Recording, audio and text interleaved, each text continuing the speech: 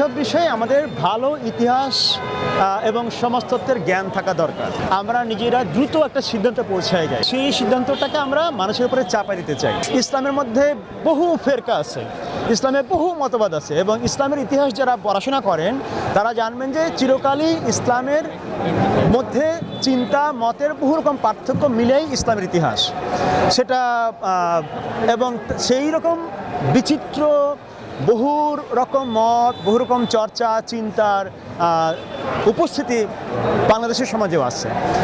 প্রবলেমটা হচ্ছে একটা গোষ্ঠী মনে করে যে তাদের ইসলাম বিষয়ক বুঝটাই আসলে একমাত্র সহি এবং সঠিক ইত্যাদি ইত্যাদি, এবং সেই তাদের মতটাই সমাজের বাকি সকল মতের উপরে তারা জোর করে চাপাই দিতে চায়। এখন প্রবলেমটা হচ্ছে কি, আমরা ইসলাম বলতে কি বুঝি, বাউল বলতে কি বুঝি, দুইয়ের মধ্যে সম্পর্ক কোথায়, পার্থক্য কি, এইসব বিষয়ে আমাদের ভালো ইতিহাস এবং সমাজতত্ত্বের জ্ঞান থাকা দরকার।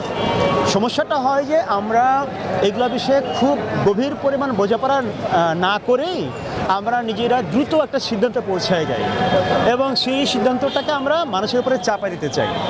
এই সমস্যা থেকে আসলে এরকম আক্রমণ বা ট্যাগিং এই জিনিসগুলো শুরু হচ্ছে। এটা কোনো ভালো চর্চা হচ্ছে না। যেহেতু মামলা হয়েছে, ফলে বিচারিক প্রক্রিয়াতেই তার মুক্তি হইতে হবে। আমরা মনে করি যে মানুষের বহু রকম চিন্তা এবং মতের প্রকাশ থাকবে, এবং সেই মত প্রকাশের একটা মাত্রায় আমাদের সেই মত প্রকাশের যেন পরিবেশ থাকে, সেইটা আমাদের নিশ্চিত করতে হবে। কারণ আজকে আমরা এই মতটাকে ঠিক মনে করতেছি না, কালকে আমাদের যেটা বললাম, ইসলামের মধ্যে বহু ফেরকা আছে, এক ফেরকা আর এক ফেরকাকে কিন্তু তখন এই একই সমস্যায় ফেলবে, ট্যাগিংয়ের মধ্যে ফেলবে।